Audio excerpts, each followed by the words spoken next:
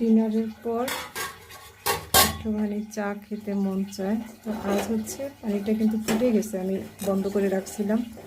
এটা হচ্ছে লেমন গ্রাস। আজ হচ্ছে লেমন গ্রাসের চা খাবো। এক এক দিন এক এক রকম খাই। গতকালকে অপরাজিতার চা খেয়েছি, এবার আজ লেমন গ্রাসের চা।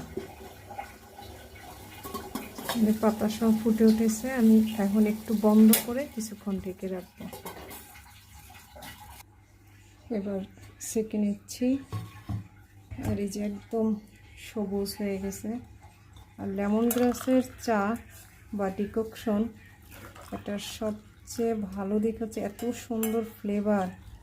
আর এটা তো অনেক উপকারী আমাদের শরীরের জন্য। যে কোনো পাতার ডিককশনই আমাদের শরীরের জন্য অনেক উপকারী। তবে শুধু অনেকে জিজ্ঞেস করেন কি কি পাতার খাবো।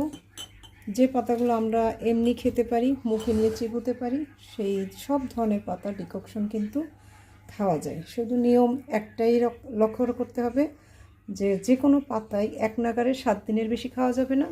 আর বেশি উপকার পেতে অবশ্যই এক নাগারে 4 দিন খেতে হবে।